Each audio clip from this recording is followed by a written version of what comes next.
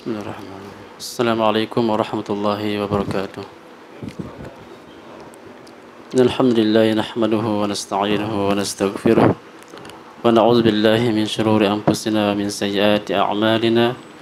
May yahdihillahu fala mudilla lahu wa may yudlil fala hadiya lahu.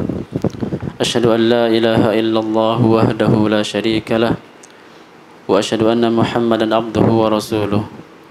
قال الله تعالى في كتابه الكريم يا أيها الذين آمنوا اتقوا الله حق تقاته ولا تموتن إلا وأنتم مسلمون يا أيها الناس اتقوا ربكم الذي خلقكم من نفس واحدة وخلق منها زوجها وبث منهما رجالا كثيرا ونساء واتقوا الله الذي تساءلون به والأرحام إن الله كان عليكم رقيبا يا أيها الذين آمنوا اتقوا الله وقولوا قولا سديدا يصلح لكم أعمالكم ويغفر لكم ذنوبكم ومن يطع الله ورسوله فقد فاز فوزا عظيما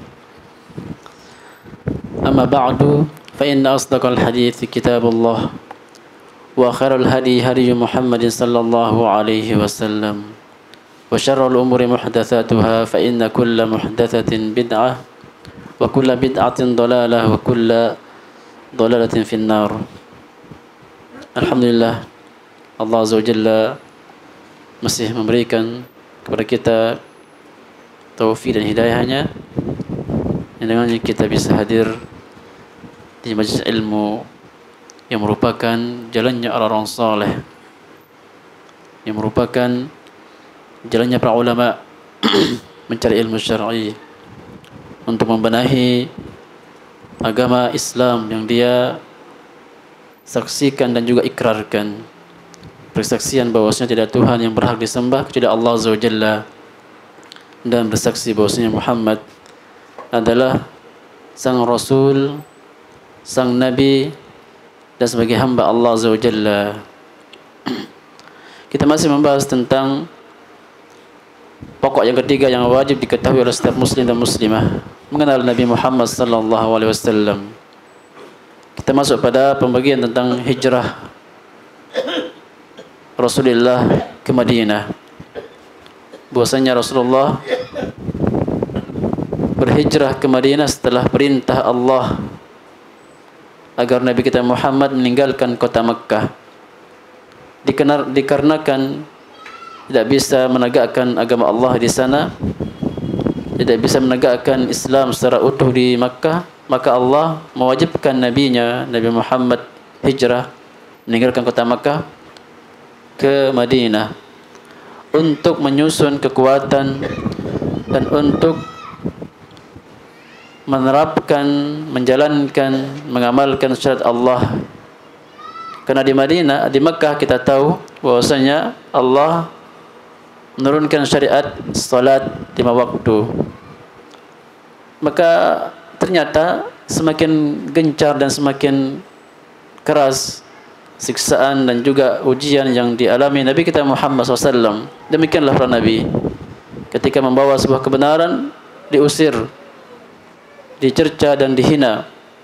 Makanya Rasulullah mengatakan dalam hadis yang sahih, asyaddun nasi bala'an al-anbiya thumma al-amthal fal-amthal.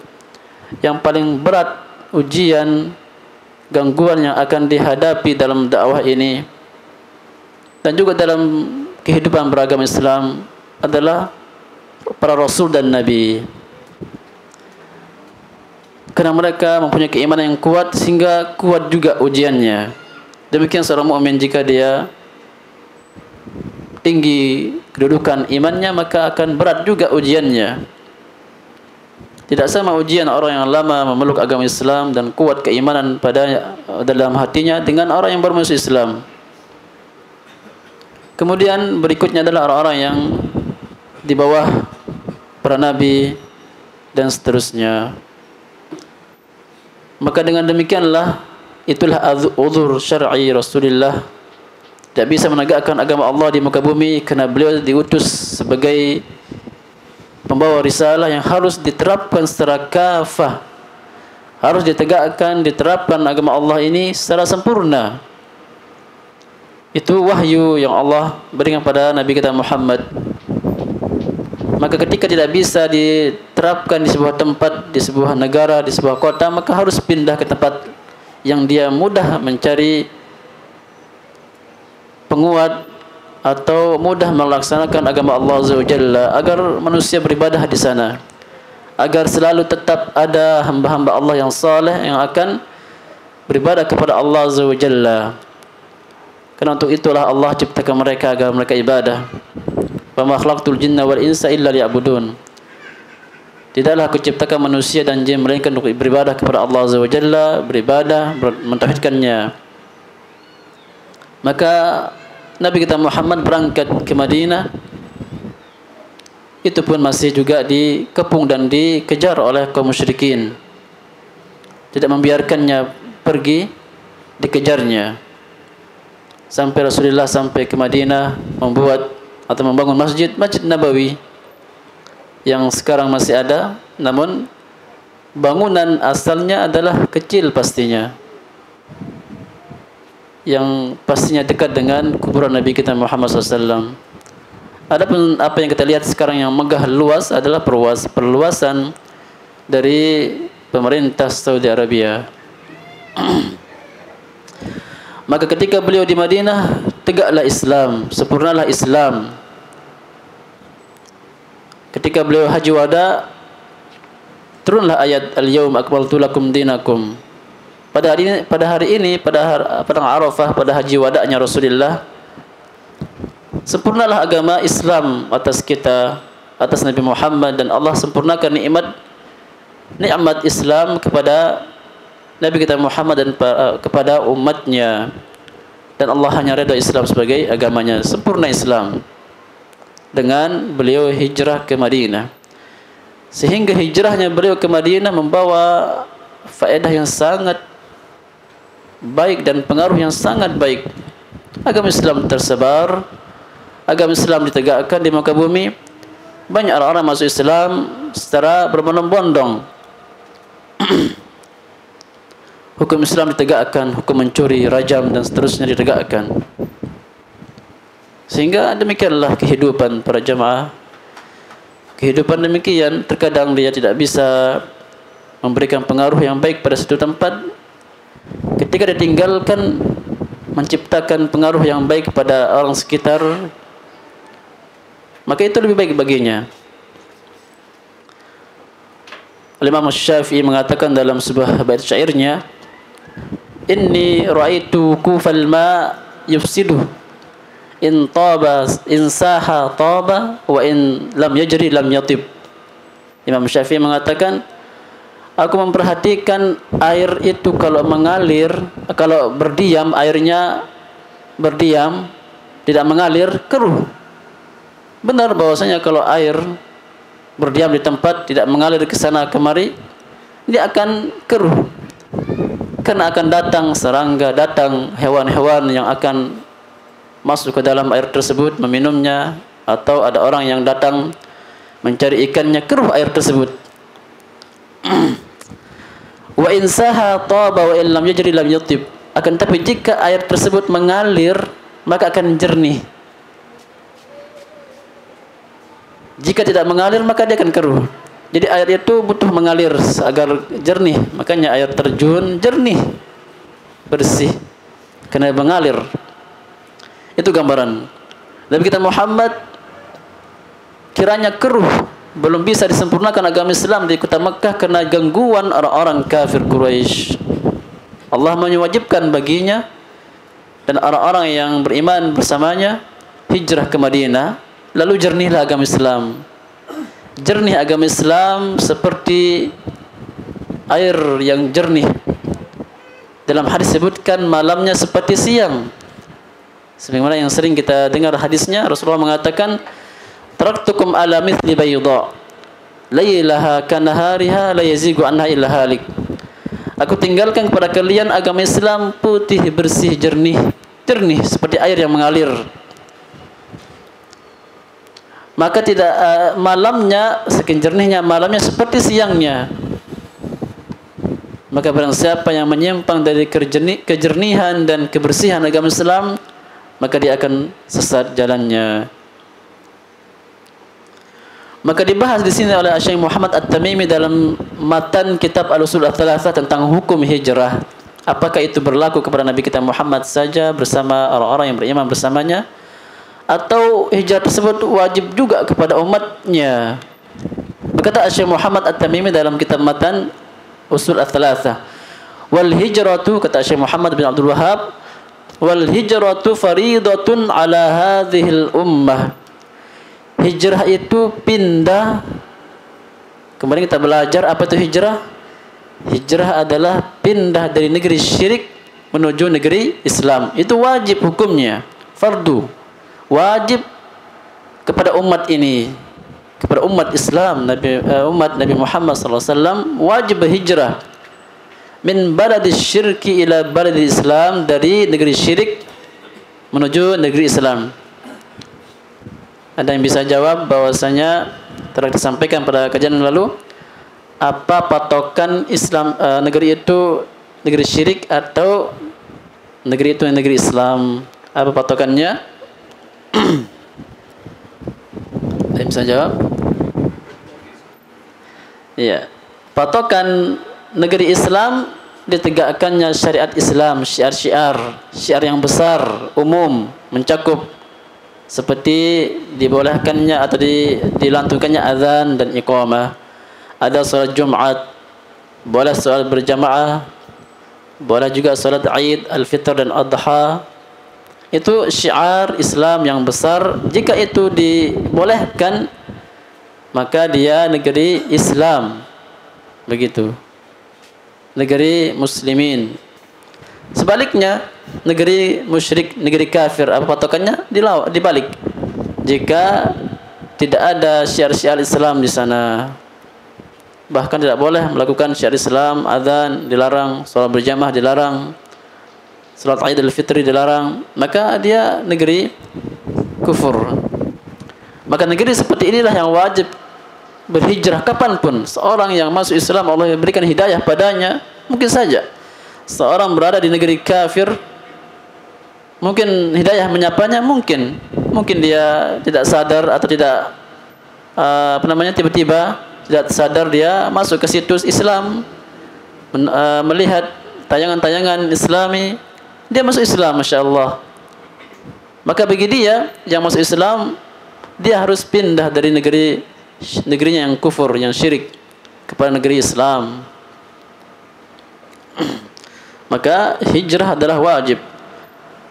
Telah kita bahas bahwasanya hakikat hijrah sejatinya adalah al-muhajir man hajara ma nahallahu an. Orang yang berhijrah itu sebenarnya adalah orang yang meninggalkan apa yang Allah larang kepada apa yang Allah cintai dan ridhoi. Berarti hijrah itu bukan istilah baru-baru ini, atau kita baru masuk mengenal dakwah salafiyah, mengaji, belajar semata asatidzah, hijrah dia. Ternyata hijrah itu sebenarnya sampai kapanpun kita wajib hijrah. Walaupun kita yang sudah hijrah ini, bahasanya kita yang sudah hijrah ini, maka wajib tetap hijrah, karena hakikatnya meninggalkan apa yang Allah larang kepada apa yang Allah cintai dan ridhoi. Itu dia. Dan itu mungkin saja masih melekat pada diri kita, pengaruh sebelumnya masih ada, kita berusaha berhijrah. Itu hakikat hijrah yang Rasulullah SAW sabdakan dalam hadis, al-muhajir man hajara ma nahallahu an ila ma yurdi. Hijrah itu adalah meninggalkan apa yang Allah murka, apa yang Allah larang kepada apa yang Allah cintai dan ridhoi. Wa hiya baqiyatun ila an taqum as-saah, dan hijrah itu tetap ada sampai hari kiamat. Ini menguatkan wajibnya hijrah. Jadi wajib hijrah dikuatkan lagi sampai hari kiamat. Tetap wajib hijrah. Sampai sekarang hijrah telah kita bagi kemarin, ada yang namanya hijrah badan, jadi badannya pindah di negeri satu ke negeri lain, pindah. Ini hijrah badan. Ini wajib kapan? Ketika dia dari negeri kafir musyrik. Ada hijrah niat. Maka kemarin dia melakukan hal yang salah, dia hijrah, dia pindah kepada melakukan amalan yang baik. Hijrah juga namanya. Ada namanya hijrah pindah, meninggalkan teman-teman jelek yang kemarin kita sebutkan, hijrah ashabus su', meninggalkan teman-teman yang jelek agamanya dan akhlaknya dan manhajnya. Ini wajib hukumnya karena pengaruhnya sangat besar.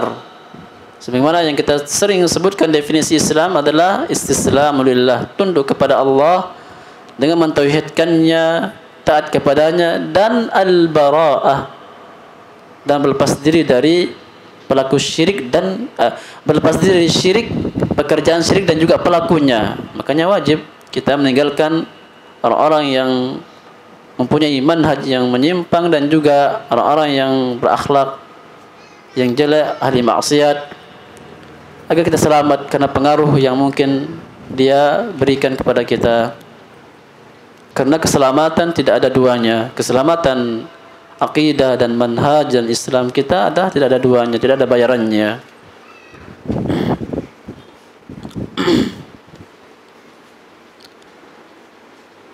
Ini perkataan Syekh Muhammad At-Tamimi. Beliau mengatakan bahwasanya tetap wajib hijrah tersebut sampai hari kiamat. Lalu beliau membawakan dalil surat An-Nisa dan Al-Ankabut yang telah kita baca pada kajian lalu.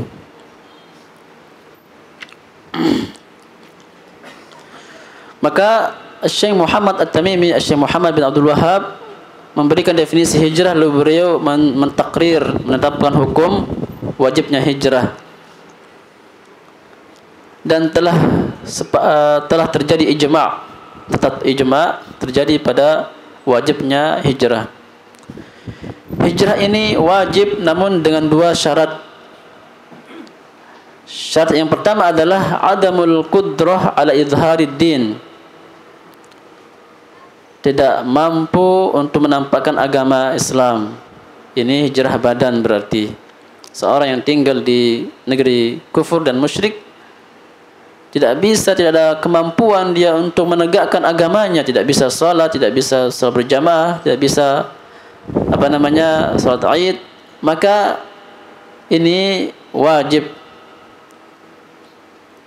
Adapun orang yang mampu melaksanakan agamanya maka tidak wajib. Jadi wajibnya disyaratkan tidak mampu melaksanakan atau menegakkan, menampakkan agama Allah Azza wa Jalla. Syarat yang kedua adalah al-qudratu 'alal khuruj min baladil kufri. Ini syarat yang kedua, mampu untuk keluar dari negeri kufur. Jadi kalau tidak mampu, ada uzur. Misalnya tidak ada biaya dia membeli tiket pesawat atau seterusnya, tidak ada bekal, maka uzur. Adapun orang yang punyai bekal biaya untuk keluar dari negeri tersebut, negeri kufur, maka dia wajib keluar. Kalau tidak maka berdosa dia, karena hukumnya wajib. Karena tidak bisa dia tegakkan agamanya jika dia masih tetap di negeri kafir. Sedangkan Allah ciptakan ia, Allah adakan ia di muka bumi ini hidup, sehat wal-afiyah untuk apa? Untuk ibadah. Wa ma khalaqtul jinna wal insa illa liya'budun. Tidaklah aku ciptakan manusia dan jin melainkan untuk ibadah kepada Allah Azza wa Jalla. Ketika dia di tempat negeri kufur tidak bisa menegakkan agama Allah, untuk apa dia hidup? Jadi seorang yang masuk Islam, seorang yang memeluk agama Islam ada konsekuensi yang harus dia amalkan. Maka barang siapa yang mampu dapat menegakkan agamanya di negeri kufur, maka tidak wajib berhijrah. Akan tapi pindah hukum wajib menjadi mustahab, yaitu dianjurkan, disunahkan. Karena ancaman keras bagi orang yang tetap tidak hijrah sedangkan dia mampu. Apa kata Allah? Bagi mereka yang mampu hijrah namun tidak berhijrah, Allah mengatakan faulaika ma'wahum jahannam. Allah ancam mereka dengan neraka jahannam. Maka merekalah orang-orang yang akan disiapkan neraka jahannam wa sa'at masira, dan neraka jahannam sejelek-jelek tempat kembalinya. Sebelumnya kita baca ayatnya, Allah mengatakan innal ladzina tawaffahumul malaikah, orang-orang yang Allah wafatkan mereka, zalimi anfusahum, mereka menzalimi diri mereka, mereka menzalimi diri mereka. Qalu fima kuntum. Maka para malaikat bertanya, kenapa kalian tidak berhijrah pindah dari negeri syirik ini? Qalu kunna mustad'afina fil ardh. Maka mereka mengatakan, kami ditindas, tidak mampu, kami lemah di muka bumi ini. Qalu alam takun ardullahi wasi'ah. Allah menjawab lagi, bukankah bumi Allah luas?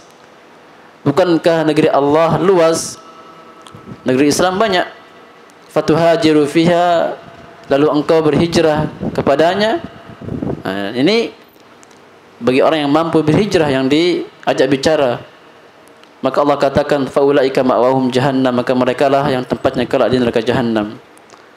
Illal mustad'afina minar rijal wal nisa, kecuali orang-orang yang memang lemah, tidak bisa jalan, tidak bisa pergi pindah, dari laki-laki dan wanita, wal wildan dan anak kecil, la yastati'una hilah wa la yahtaduna sabila, yang mereka tidak ada jalan untuk keluar. Faulaika asallahu an ya'fu anhum, merekalah barangkali Allah akan maafkan nanti dia di akhirat.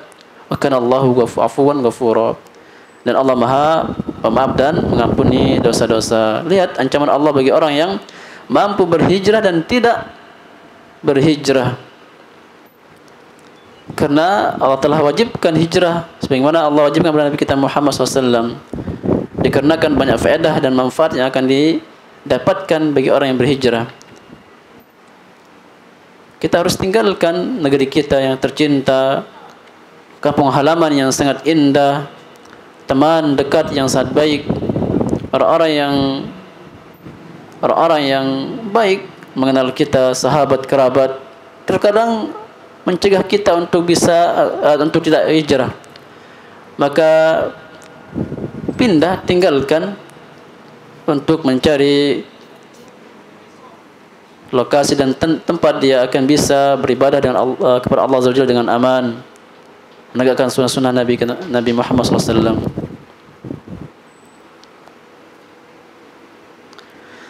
Adapun hijrah secara umum,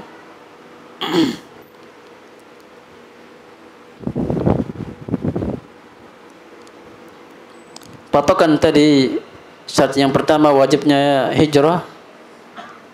Syarat yang pertama adalah tidak mampu untuk menampakkan agama Islam. Di sini kita sampaikan bahwasanya dhabit, ukuran atau patokan menampakkan agama Islam, i'lan sya'airuddin wa ibtali dinil musyrikin, itu patokan. Tidak bisa menampakkan agama Allah, patokannya adalah dia tidak bisa mengumumkan, menampakkan syiar agama Islam seperti azan, salat berjamaah, salat Id, dan tidak bisa menghancurkan dan membatalkan dan membantah agama musyrikin. Maksudnya dia tidak bisa berbicara tentang pelanggaran, tentang syirik. Maka jika seorang tidak bisa dibiarkan bebas berbicara tentang syirik dan juga bahaya syirik, maka dia tidak bisa menampakkan agama Islam. Jika dia diberikan untuk berbicara tentang masalah syirik, maka masih boleh dia menetap di sana. Jadi patokannya adalah menampakkan agama Allah ini adalah menampakkan syiar Islam dan membatalkan agama orang musyrik. Dan pembahasan tentang syirik adalah menegakkan tauhid dan juga membatalkan, membantah kesyirikan. Berarti negeri kita adalah negeri yang kita bebas berkarya. Alhamdulillah dakwah tauhid jalan, dan juga para dai-dai, para asatidzah membahas tentang syirik dan bahaya syirik jalan. Jadi tidak wajib hijrah. Banyak kelompok-kelompok yang mengkafirkan Indonesia, dia berhijrah. Nasallahu salamah.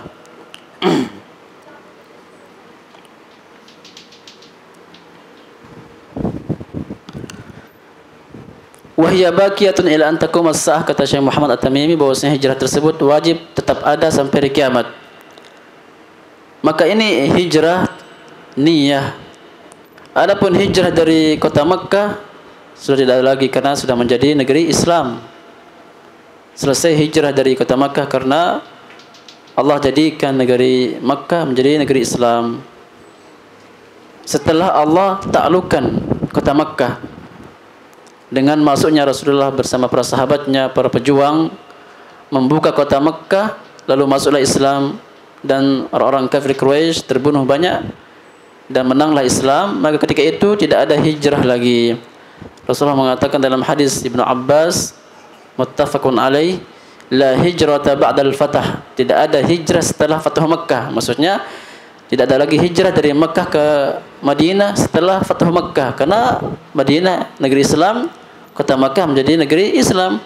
Tidak ada lagi kewajiban hijrah. Walakin jihadun wa niyyah, akan tapi yang masih ada adalah jihad dan niat, yaitu hijrah hati dan niat. Wa idza stunfirtum fanfiru, jika kalian dipanggil untuk berjihad maka pergilah jihad.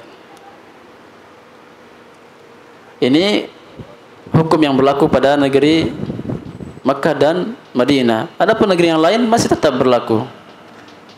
Seorang hidup di Amerika atau di mana, di Myanmar misalnya, tidak bisa menegakkan agama Allah, dia wajib hijrah. Kalau dia mampu dan ada biaya dia bisa gunakan. Dalam hadis Rasulullah sallallahu alaihi wasallam beliau bersabda, hadis riwayatnya Abu Dawud dan disahihkan oleh Syekh Al-Albani, la tanqati'ul hijratu hatta tanqati at-taubah. Hijrah tidak akan terputus kewajibannya sampai terputus masa taubat. Wala tanqati'u at-taubatu hatta tatlu'a asy-syamsu min maghribiha. Dan taubat tidak akan terputus waktunya sampai matahari terbit dari barat. Berarti hijrah itu wajib sampai kiamat. Dari negeri syirik menuju negeri Islam. Dari perbuatan jelek menuju perbuatan baik. Amalan jelek menuju amalan kebajikan. Tetap wajib. Jadi sekali lagi kita tetap masih hijrah sekalipun kita sudah hijrah.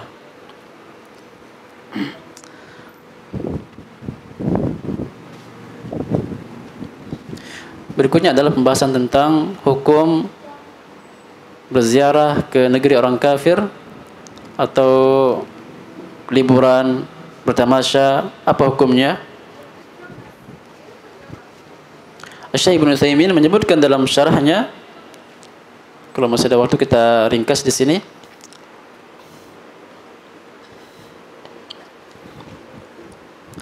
Syekh Ibnu Utsaimin mengatakan dalam syarah Ushul Tsalatsah, kita sebutkan di sini hukum safar ke negeri orang kafir, bahwasanya hukumnya tidak boleh kecuali dengan 3 syarat. Pertama adalah ayakuna indal insan ilmun yadfa' bi syubhat. Seorang harus memiliki ilmu yang dengannya dapat mencegah syubhat orang kafir. Jadi syarat pertama bagi orang yang safar ke negeri orang kafir. Yang kedua syaratnya adalah ayakuna indahu dinun yamna'hu minasyahwat. Dia harus mempunyai agama, ketaatan, keimanan yang dapat mencegah dirinya dari syahwat yang ada di sana. Tentu syahwat yang ada di kafir tidak sama dengan di sini. Syahwat itu kenikmatan dunia yang ada di sana. Yang ketiga syaratnya adalah ayakuna muhtajan ila dzalik. Ada keperluan. Saya ulangi lagi, hukum safar ke negeri orang kafir ada 3 syarat kata Syekh Ibnu Utsaimin. Pertama, harus ada ilmu yang bisa dia gunakan menangkis syubhat. Ilmu untuk syubhat. Kedua syaratnya adalah harus memiliki agama dan keimanan yang kuat untuk menepis syahwat. Yang ketiga, ada keperluan untuk datang ke sana safar. Misalnya mencari ilmu mata pelajaran yang tidak ada di Indonesia misalnya. Boleh, dibolehkan dengan 3 syarat di atas tadi.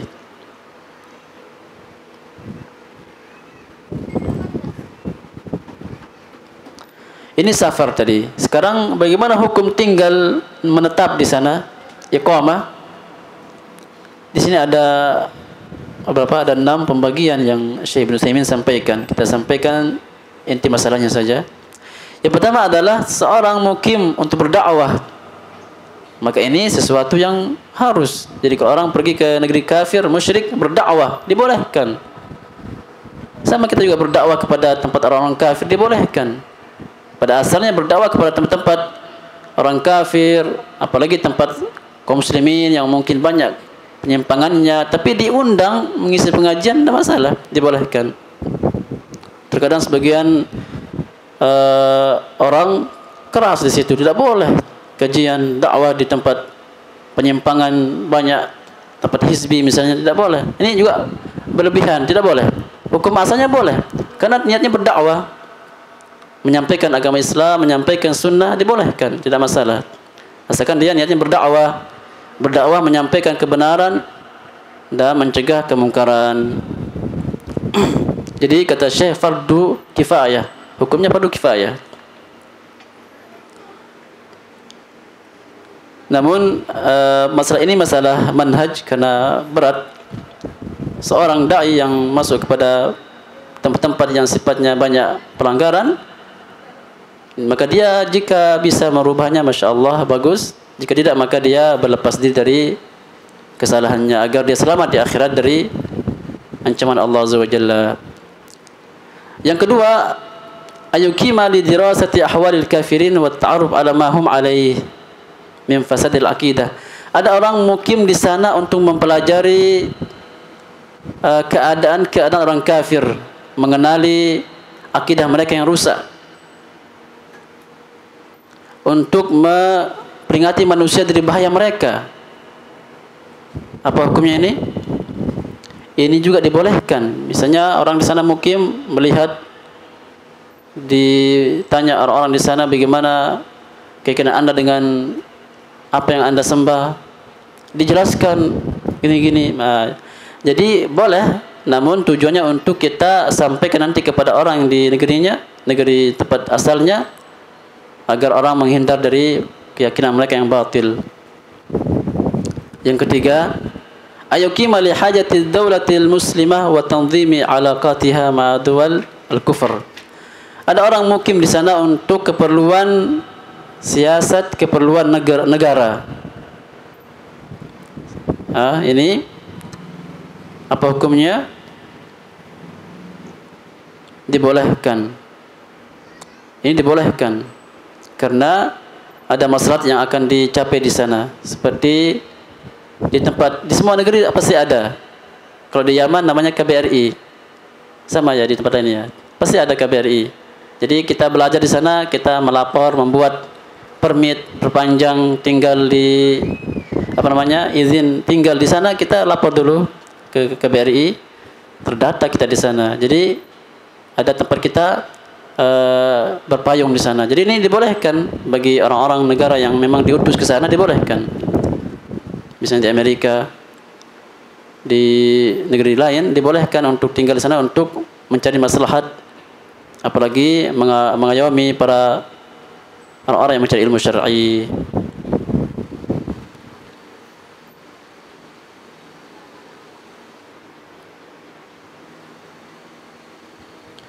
Yang keempat di sini, dia mukim di sana untuk keperluan khusus dan boleh seperti berjual beli, berobat. Ini keperluan khusus pribadi dia, tapi keperluan yang sifatnya masih boleh seperti berdagang, berjual beli, berobat, maka ini juga diperbolehkan untuk berjual beli dan berobat. Yang kelima, seorang mukim untuk belajar.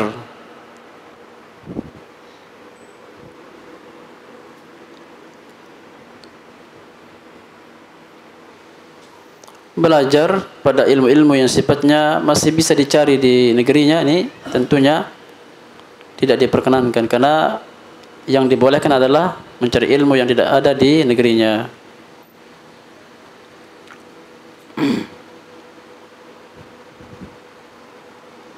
Atau dia sana belajar, tapi dia merasakan kerendahan dirinya di sana, tidak bisa menegakkan agama Allah, atau dalam artian dia merasa orang yang mulia seharusnya, tapi karena berada di lingkungan orang-orang kafir, dia merasa rendah, khawatir akidahnya akan hancur dan syubhat masuk ke hatinya, maka orang seperti ini dilarang untuk mukim di sana.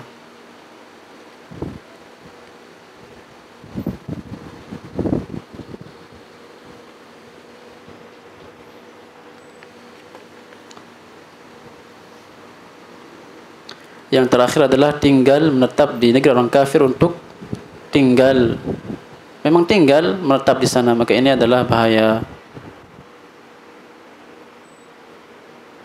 Karena jika dia seorang muslim yang sejati, maka dia akan mencari tempat aman untuk beribadah kepada Allah Azza wa Jalla dan mencari keamanan bagi anak dan istrinya, keluarganya. Maka tidak perlu bermukim di tempat orang-orang kafir dan orang musyrik, karena pasti banyak kemungkaran yang akan dia dapatkan ketika dia bermukim. Ini ringkasan daripada pembagian orang-orang yang beriqamah atau mukim di sana di tempat orang kafir, yang Syekh Ibnu Utsaimin jelaskan dalam kitab syarahnya. Insyaallah dilanjutkan pada kajian berikutnya. Masih ada waktu, silakan, ada soal jawab. Pembahasan tentang hijrah insyaallah selesai. Silakan. Assalamualaikum warahmatullahi wabarakatuh.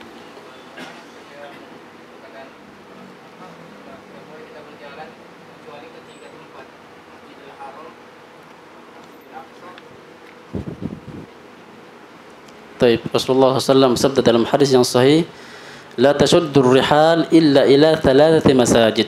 Tidak boleh kalian mengadakan perjalanan jauh safar kecuali kepada 3 tempat.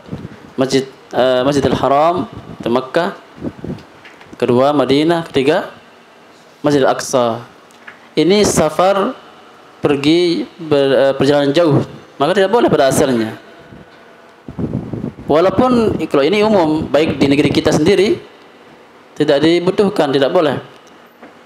Kecuali pergi haji dibolehkan, ke Madinah belajar, ke Baitul Maqdis misalnya dibolehkan. Makanya tadi bagi orang yang pembahasannya pergi ke tempat orang kafir, ada syaratnya tadi, harus mampu punya ilmu untuk menepis syubhat, punya agama untuk menepis syahwat yang ada di sana, dan ada keperluan, berarti tidak boleh. Adapun kalau ada hajahnya dibolehkan, keperluan. Maksudnya tadi tidak boleh bepergian jauh dengan orang yang pergi belajar misalnya. Maka ada tujuan yang dia bisa kejar di sana yang tidak ada di tempatnya. Maka tidak perlu kita berziarah kubur misalnya jauh-jauh, mengadakan perjalanan jauh-jauh, kecuali kepada masjid yang telah disebutkan.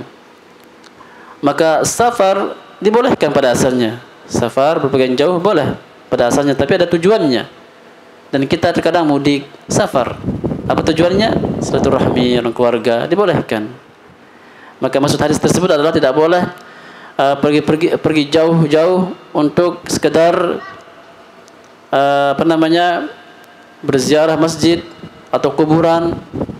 Maka ini tidak dibolehkan. Apalagi masuk dalam kategori safar.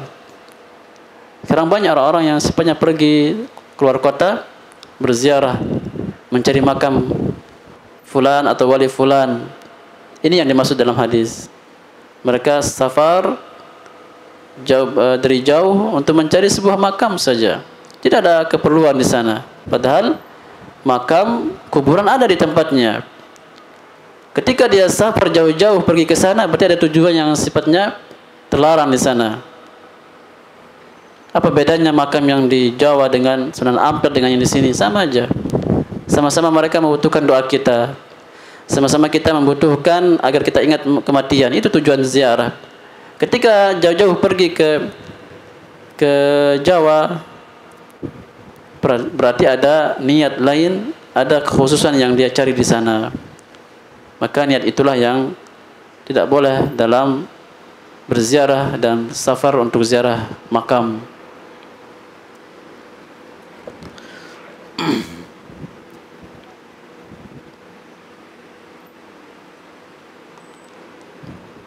Tapi pada yang lain, saja.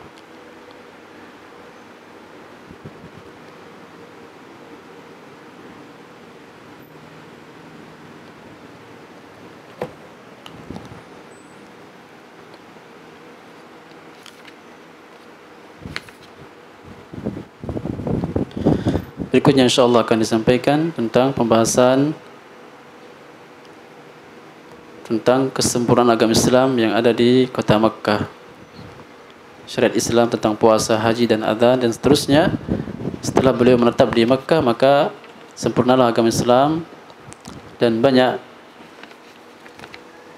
maslahat yang dapat diperoleh oleh kaum muslimin secara umum. Aqulu qawli hadza wa astaghfirullah li wa lakum wa li sa'iril muslimin min kulli dhanbin innahu huwal ghafurur rahim. Wassalamualaikum warahmatullahi wabarakatuh.